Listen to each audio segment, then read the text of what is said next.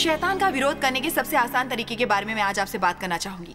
एक बात जो ये तय करना है कि हमारा एक दुश्मन है जो हमारी तरफ आता है लगातार और बिना रुके।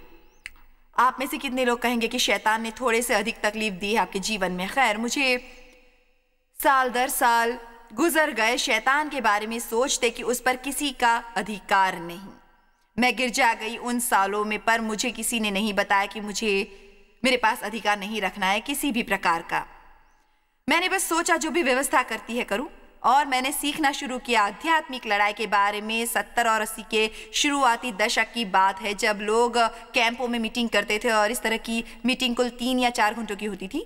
उसके बाद से काफ़ी कुछ बदल गया है, पर मैं असामान्य बात नहीं करती। हफ्ते भर की कैंप मीटिंग होना, 2 बार जाना, हर मीटिंग में जो करीब 3 घंटे की होती थी, वहाँ सिर्फ और सिर्फ वचन का विस्फोट होता था। लोगों को सिर्फ भूख रहती थी परमेश्वर के वचन की, और ये आत्मा के वरदानों का पुनरुत्थान था। और ये तो आप जानते ही हैं कि परमेश्वर अनोखे ढंग से इतिहास में अलग अलग समय पर अनोखी चीजें करता है। कई तरह के पुनरुद्धार है या किसी चीज का पुनरुद्धार किया जाना चाहिए, परंतु नहीं किया गया। बहरहाल एक चीज जो हमने सुननी और सीखनी शुरू की वो थी आध्यात्मिक लड़ाई, कैसे शैतान पर काबू पाना। वो एक ऐसी अच्छी खबर थी। तो मैंने भी शैतान पर हर समय चिल्लाना शुरू कर दिया, मैं तुम्हें यीशु के नाम पर फटकारती हूँ, मुझे इसके साथ जुड़े नहीं रहना है, तुम मेरे पैरों के नीचे हो, मेरे पैरों के नीचे। केवल एक समस्या थी, मेरे हालात में कोई बदलाव नहीं आया था सिवाय इसके कि मैं बहुत चिल्ला रही थी। और आखिरकार मैं परमेश्वर से ये कहने को तैयार हो गई कि मुझे दुश्मन पर अधिकार है। मुझे विश्वास है कि मेरा मतलब मैं दिल ही दिल आश्वस्त हो गई जो मैंने वचन में देखा कि हमें सिर होना चाहिए, पूंछ नहीं, न ऊपर न नीचे, और हमारी जीत होनी चाहिए, क्योंकि विजेताओं से अधिक होना चाहिए जो दुनिया की तुलना में हमसे अधिक है। लेकिन गाने वाले गानों के अलावा भी मैं कुछ करना चाहती थी। उसके और शास्त्र वचन के बारे में मैं चाहती थी कि वो मेरे जीवन में उतरे। तो परमेश्वर ने मुझे सिखाना शुरू किया व्यक्तिगत रूप से आध्यात्मिक लड़ाई कैसे लड़नी है। और उसने कहा तुम्हें यीशु के जीवन पर ध्यान देना है कि वो कैसे जिया।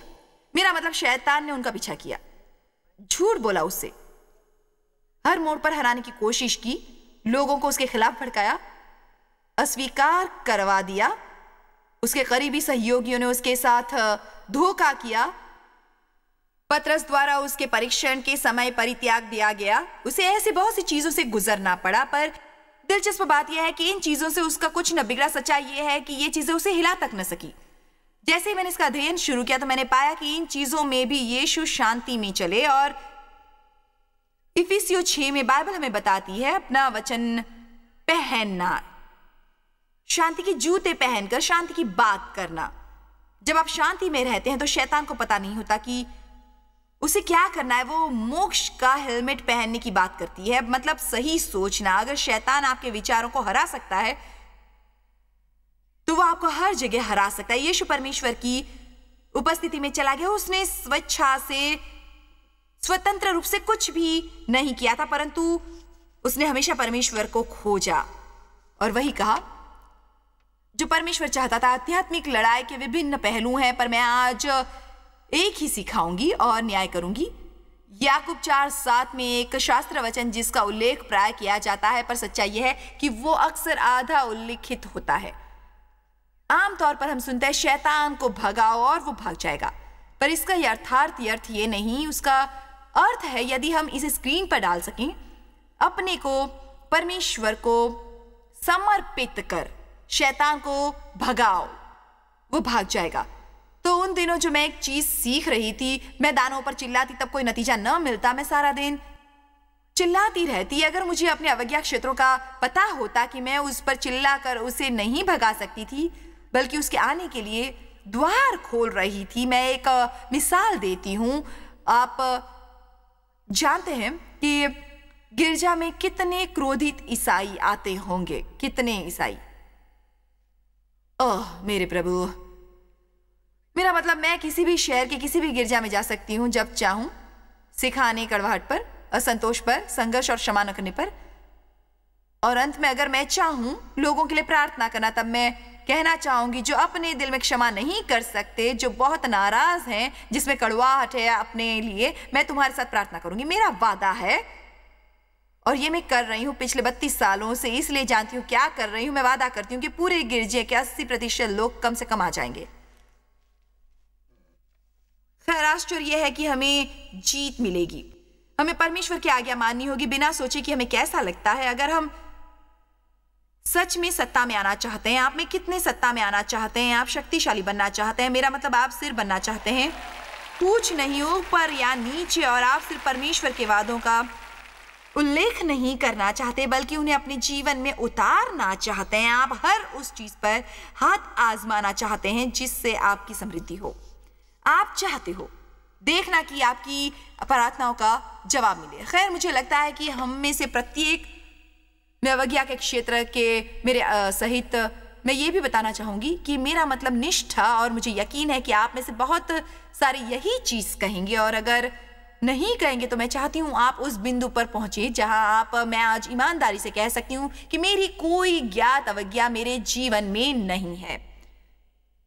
यदि मैं जानती कि परमेश्वर मुझे दोषी ठहरा रहे हैं कोई चीज करने या ना करने के लिए, तो मैं ये करती। क्यों? क्योंकि मुझे परमेश्वर के साथ काफी अनुभव हो चुका है। मुझे परमेश्वर की प्रति श्रद्धा युक्त भरा और आदर भाव है, और इसका आजकल गिरजे में कमी दिखाई देती है। हाँ, परमेश्वर हमारा मित्र है, हमारा दोस्त है, पर परमेश्वर भी है, और वो जो कहता है वही करता है, और हमें उसके कहे पर ध्यान देना चाहिए, वही करना चाहिए जो वो कहता है। बाइबल 2 कुरिन्थियों में सिखाती है कि हम परमेश्वर की छवि में बदल रहे हैं, महिमा से महिमा के लिए। इसका मतलब हम लगातार बदल रहे हैं, हम लगातार बढ़ रहे हैं। इसलिए ऐसी चीजें हैं यकीनन मेरे जीवन में जो मैं गलत कर रही हूं, हो सकती हूं, जिसका मुझे एहसास नहीं है कि मैं गलत कर रही हूं। आप में से कितने सहमत हैं कि हमारा व्यवहार परिष्कृत हो रहा है? कितने लोगों को इसी वर्ष परमेश्वर ने ऐसी चीज दिखाई है जिसे बदलने की आवश्यकता थी? इसी समय पिछले वर्ष आपको पता ही न था कि समस्या क्या है आपके जीवन में। ठीक, खैर, तो हम उसके लिए जिम्मेदार नहीं जिसे हम नहीं जानते, पर जो जानते हैं उसके लिए जिम्मेदार हैं।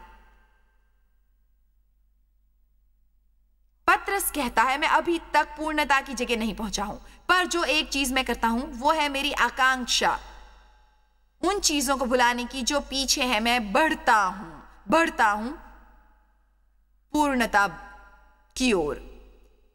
मुझे आशा है कि आज जब हम समाप्ति के बाद यहां से जाएंगे तो समझ चुके होंगे कि शीघ्र और पूर्ण आज्ञाकारिता परमेश्वर के प्रति बुद्धिमानी और बेहद समझदारी की चीज है जो आप कर सकते हैं, और ये सबसे आसान तरीका है शैतान को भगाने का। जितने हम आज्ञाकारी होंगे उतनी ही कम परेशानी हमें शैतान से होगी, उतनी ही कम। ओह, वो हमारे आगे आएगा, पर मैं कह सकती हूं कि वो सफल नहीं होगा जब तक हमें परमेश्वर की आज्ञाकारिता में चलना है। अब आपको पता है मैं आजकल की तरह चुप हो रही हूं। मैं सप्ताहांत में डेजर्ट लेकर नहीं आई, माफी चाहती हूं। जानती हूं हम सभी को डेजर्ट पसंद है, पर मैं डेजर्ट नहीं लाई, मैं बहुत सारा मांस लेकर आई हूं, और सब्जियां हमें पसंद नहीं। और ये संदेश ऐसे नहीं जिनके बारे में चिल्लाया जाए जब उसका प्रचार किया जा रहा हो, पर बाद में चिल्ला सकते हैं जब आपके जीवन के हालात बदल रहे हों और समय बेकार न जाए लड़ते हुए। ये कोई जगह है जो हर समय लड़ते रहें? क्षमा कीजिए, हम थक जाएंगे हमेशा हमेशा हमेशा लड़ते लड़ते। तो आप लोगों का एक ही मुद्दा लो जो किसी पर विक्षिप्त हो, उनके शत्रुओं के लिए प्रार्थना न करते हो जैसा कि बाइबल बताती है। अपने शत्रुओं को भी आशीष दो, उन्हें कोसो नहीं, उन्हें आशीष दो। कोसना मतलब बुरा बोलना, ये बेहद आसान है। परमेश्वर हमें जीत देना चाहता है अपने वचन में। हम किसी भी हालात में हो, वो हमें योजना देता है जीत का। वो कहता है जब तुम पर कोई दोष लगाता है, दुरुपयोग करता है, चोट देता है, ठीक से व्यवहार नहीं करता, निर्दयी हैं, उन्हें क्षमा कर दो, उनके लिए प्रार्थना करो, उनके बारे में बुरा मत बोलो, तब मैं तुम्हारी जीवन में प्रतिशोध लाऊंगा, मुआवजा लाऊंगा, और मैं लाऊंगा पुरस्कार, और मैं उन गलतियों के लिए भुगतान करूंगा जो तुमने पहले ही की है। तो या तो हमें परमेश्वर की तरह कर सकते हैं या अपनी तरह करते रहें, जो बुनियादी तौर पर गलत तरीका है और काम नहीं करता, और हम वहीं के वहीं बने रहते हैं और वही की वही बाधाएं सामने आती ही रहती है। क्यों? जिद्दीपन से। एक आदमी ताली बजा रहा है, मैं सिर्फ उसी से बात कर रही हूँ।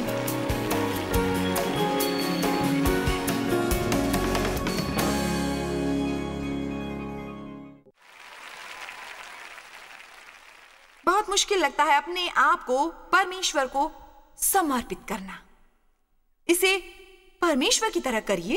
अब एक चीज जो मैं आपको देना चाहती हूँ आज, जो परमेश्वर की आज्ञा मानना इतना आसान कर देगी, भले ही वो मुश्किल हो। और शारीरिक तौर पर परमेश्वर की आज्ञा मानना आसान नहीं है। कई बार हम समझ नहीं पाते। इसका कोई मतलब नहीं है कि परमेश्वर क्यों कर रहा है, मुझे उस व्यक्ति को क्यों माफ कर देना चाहिए, उसके लिए मैं क्यों प्रार्थना करूं, मेरे साथ उसने बुरा व्यवहार किया। खैर, आपको परमेश्वर की बात के अलावा कोई चीज जानने की जरूरत नहीं। हमें नहीं जानना चाहिए। अगर परमेश्वर ने कहा तो करो, क्योंकि परमेश्वर हमसे ज्यादा चतुर है।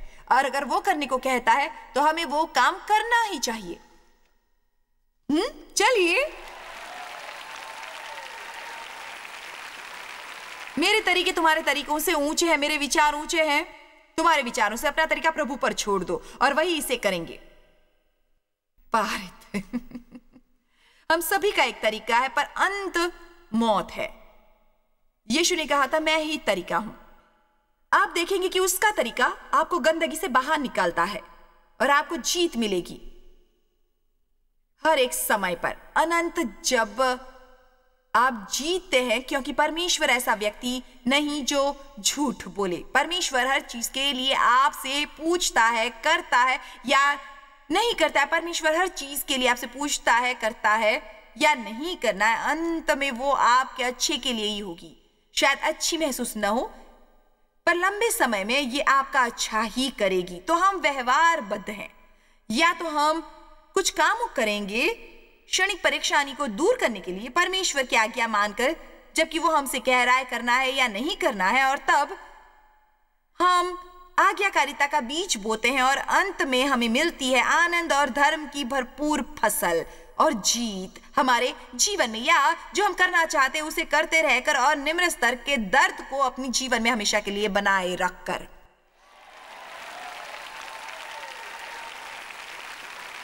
दुनिया में सबसे डरावनी चीज है मेरे हिसाब से, जैसी मैं हूं वैसी बनी रहूंगी। प्रभु मुझे अकेला मत छोड़ना, मुझे दोषी ठहराते रहना, बताते रहना कि मेरे जीवन में बदलाव की जरूरत है। और जब मेरे जिद्दी दिन आए, प्रभु मुझे बॉक्स में रखना, अपने आप को मेरे सामने और पीछे रखना, दाएं भी और बाएं भी। मुझे मत देना, मुझे छोड़ मत देना प्रभु, जब तक कि मैं आपकी बताई राह पर न चलूं। मैं जानते हुए आपके मन में हित है, हमारा कुछ भी भला नहीं होगा शैतान पर चिल्लाने से, जब तक हम गुस्से और परेशानी में हो और मन में शांति न हो, सच्चाई से न चलें और वो चीजें कर रहे हो जो बेईमानी वाली हो। भले ही हमें कितने बहाने बनाने हो। मैं आज आपसे कुछ छोटी छोटी चीजों के बारे में बात करने जा रही हूं। मुझे कुछ बताना है। अगर आप काम पर बैठे हो और आपके बॉस की अनुपस्थिति में इंटरनेट पर खेल रहे हो, आप चोरी कर रहे हो।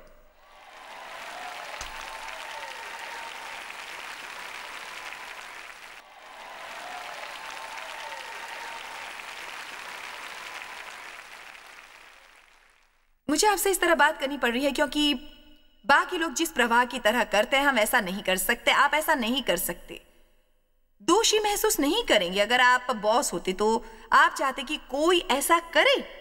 नहीं, आप 8 घंटों के भुगतान के लिए 8 घंटे काम करते और चाहेंगे कि लोग टाइम पर आए, टाइम से जाए, पूरे दिन का काम निपटाए। आप नहीं चाहेंगे कि काम के दौरान आपके व्यक्तिगत फोन करें। आप नहीं चाहेंगे कि सारा दिन इंटरनेट पर बैठे रहें अपने व्यक्तिगत इस्तेमाल के लिए। इसलिए बाइबल कहती है कि आप दूसरों का कार्य भी वैसे ही करें जैसा स्वयं का हो। अगर आपको अलग तरीके से काम करना है तो तब करें जब बॉस कमरे में आता न हो।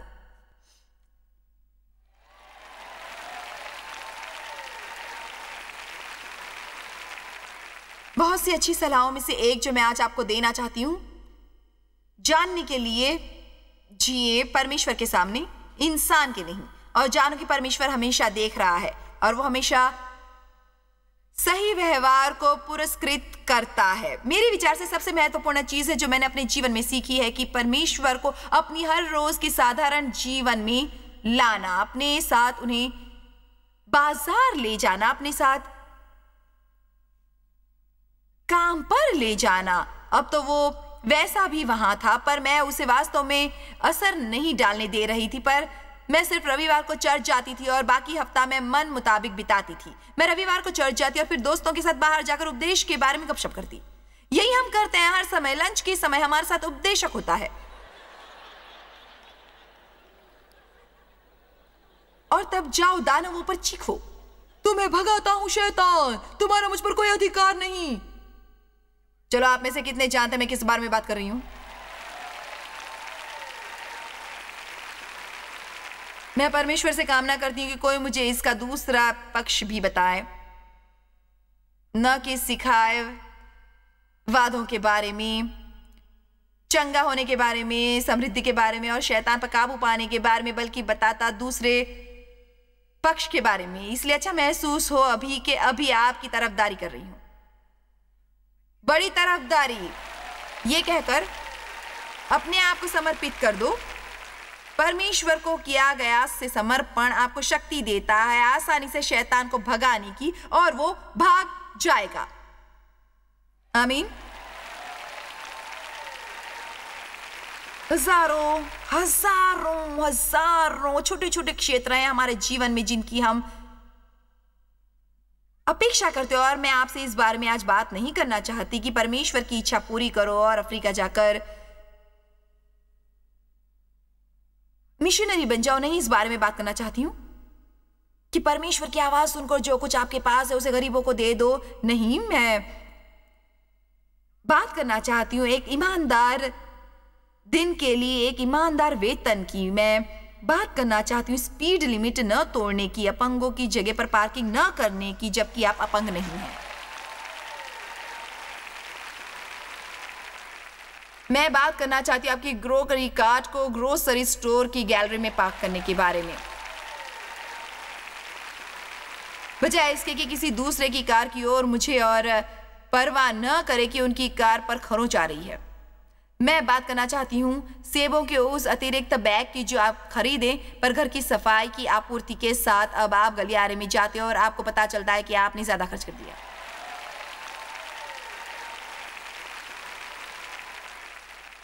हाँ, पता लगा है ना?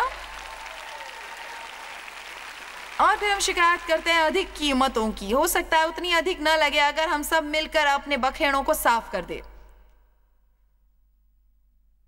ओ, मैं आज कुछ मजा लेने वाली हूं, भले ही आपको पसंद ना आए। हर व्यक्ति, हर विशिष्ट केवल और केवल परमेश्वर के आगे रह रहा है, परमेश्वर की शांति के अंपायर बनने दे रहा है अपने जीवन में। अब मैं खेल की बड़ी दीवानी नहीं हूं, पर इतना जानती हूं कि अंपायर अगर कहता है इन तो इन, अगर वो कहता है आउट तो आउट। कलुस्सी 3:15 कहता है शांति हमारे जीवन में एक अंपायर के रूप में आती है अंतिम निर्णय के लिए। हर चीज जो सवाल पैदा करती है, तो अगर वहां शांति है तो आगे प्रेस करने के लिए ठीक है, अगर शांति नहीं है तो मुझे रुकने की जरूरत है। यह भी जानने की जरूरत नहीं कि क्यों, मुझे बस रुकने की जरूरत है। परमेश्वर हमारा नेतृत्व और मार्गदर्शन करता है, और नेतृत्व का सबसे अच्छा तरीका है शांति के जरिए। यह अद्भुत है कि कैसे करूं हमारे लिए और हमारी और सेवाओं के लिए, और रक्षा करता है यहां तक कि निराशाओं से भी, यदि हम उसकी सुने और वो करें जो हमें को करने को कहता है। तो नेतृत्व करे शांति, समझदारी और सामान्य ज्ञान। मूर्खतापूर्ण कार्य न करें। मूर्ख कार्यवाही का नतीजा मूर्खता होता है। आमीन। हमें ज्यादा समझदारी से काम लेना होगा। अपने जीवन में स्वयं को समर्पित कर दो, शैतान को भगाओ और वो भाग जाएगा। भजन संहिता 91:11, हम भजन संहिता 91 को अपने जीवन पर घोषित करते हैं, क्योंकि वो अपने दूतों को तेरे निमित्त आज्ञा देगा कि जहां कहीं भी तू जाए वो तेरी रक्षा करे। और देखते हैं इसका वास्तविक अर्थ क्या है। लीजिए, ये रहा, वो अपने दूतों के तेरे निमित्त आज्ञा देगा, जहां कहीं भी तू जाए वो तेरी रक्षा करेंगे। क्या तुम्हारे सभी तरीके कौन से? आज्ञाकारिता और सेवा, अवज्ञा और आलस्य के सभी तरीकों से नहीं, इसलिए हम जानबूझकर परमेश्वर की अवज्ञा नहीं कर सकते। मैं जानती हूं ये बहुत कठिन है हमारे लिए कि हम क्या करेंगे। अगर मुझे अभी के अभी पूछना होता कि यहाँ उपस्थित कितने लोग, और यकीनन लाखों में से कुछ टीवी देख रहे हैं दुनिया भर में, यदि मुझे पूछना होता आप में से कितने अवज्ञा का क्षेत्र जानते हैं अपने जीवन में, आगे बढ़िए, आप हाथ उठा सकते हैं। ठीक है, वो देखा मेरा एक मतलब कि एक हाथ दिख रहा है मुझे इतने बड़े समूह में से। मेरा मतलब है, आप सुनिए, आपने छुट्टी ली है यहाँ आने के लिए परमेश्वर के वचन सुनने। मेरा मतलब अगर आपको मेरा मतलब अगर आपको ये करने को नहीं मिलता तो कहां है उम्मीद? आप में से कितने समझ रहे हैं कि मैं किस बारे में बात कर रही हूं? अवज्ञा के ज्ञात क्षेत्र। मैं समझ गई, मैं वहां गई, कर दिया। और एक ही रास्ता है जिसके जरिए हम एक बिंदु पर पहुंच सकते हैं, पर इसका एहसास नहीं करते। परमेश्वर जब कुछ करने को कहता है तो उसमें हमारी भलाई होती है। परमेश्वर हमसे कुछ लेने की कोशिश नहीं करता, वो केवल हमारी मदद करता है। आप समझ रहे हैं या नहीं? परमेश्वर जब आपसे कहता है कि अपने दुश्मन को क्षमा कर दो, आपको ऐसा नहीं करते। आधे समय तक वे परवाह नहीं करते कि आप गुस्से में हैं या नहीं। वो बाहर अच्छा समय बिता रहे हैं और उन्हें परवाह नहीं, उन्हें आपकी माफी नहीं चाहिए और ना ही उन्हें जरूरत है। जब परमेश्वर माफ करने को कहता है तो माफ करना चाहिए, उससे आपका भला होगा। अब आपको किसी से नफरत करके हर समय अपनी पीड़ा बढ़ाने और संघर्ष करने की जरूरत नहीं। आप स्वतंत्र हो सकते हैं हर चीज करने के लिए। परमेश्वर इसलिए कहता है कि हम स्वतंत्र हों, ठीक है ना? आमीन। देने के बारे में परमेश्वर कहता है, अपने दशमांश और प्रसाद गोदाम में लाओ, मैं तुम्हारी खातिर शैतान को भगा दूंगा। हम पैसे जमा करते हैं और फिर शैतान को उसे खोने देते हैं, और फिर हम बड़बड़ाते हैं और शिकायत करते हैं और शैतान को फटकारते हैं। करना हमें ये चाहिए कि हम सब परमेश्वर पर छोड़ दें शुरुआत के लिए, फिर हम उसे खोएंगे नहीं। ना वॉशिंग मशीन रिपेयर करवाएंगे, ना एसी, ना और कुछ। अगर आप परमेश्वर का कहा देने को रखते हैं तो शैतान उसे आपसे दूर ले जाएगा। सुना आपने मुझे? फिर से कहती हूं, अगर आप परमेश्वर का कहा देने को रखते हैं तो शैतान उसे आपसे दूर ले जाएगा। एक बार और टीवी के दर्शकों के लिए, अगर आप परमेश्वर का कहा देने को रखते हैं तो शैतान उसे आपसे दूर ले जाएगा।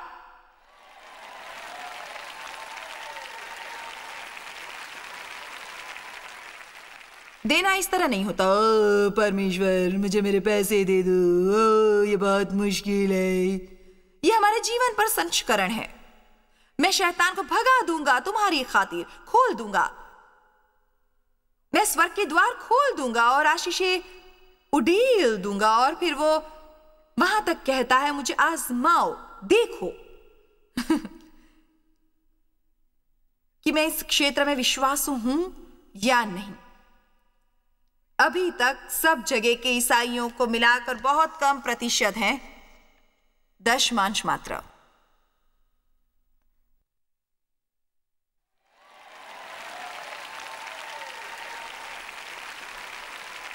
और अब उम्मीद कर रहे होंगे मैं झपट पड़ूंगी, और मैं आपको बता सकती हूं सच, मेरे लिए ये आपके पैसे मांगने के लिए नहीं। मेरा मतलब परमेश्वर ने सिद्ध कर दिया है साल दर साल कि वो हमारी देखभाल करेगा। वो अपने आदेश का भुगतान करता है। मुझे आशा है आप शामिल होंगे, और अगर नहीं होंगे हम कर ही लेंगे। ये है कि अगर आप वो नहीं करते जो परमेश्वर कह रहा है तो आप अनदेखा कर रहे हैं। परमेश्वर का आज्ञाकारी होना द्वार है बेहतरीन जीवन का जो आपको मिल सकता है। ये सबसे समझदारी की बात है जो आप कर सकते हो, और ये सबसे आसान तरीका है शैतान पर विजय पाने का। बाइबल कहती है अपने आप को उसे समर्पित कर दो, शैतान को रोको और भगा दो। हम नहीं रोक सकते अगर हम परमेश्वर को समर्पित नहीं होते। मैं चाहूंगी कि इस विषय में आप कोई अधिक जाने। मैं चाहती हूँ कि आप जाने कि आप में शैतान पर अधिकार पाने की शक्ति है। आप अधिकारिक व्यक्ति हैं और आपको उसे कार्यरत करना आना चाहिए। इसलिए इन शिक्षाओं को पाइए और उन्हें अपने जीवन में कार्य करने दीजिए अभी के अभी।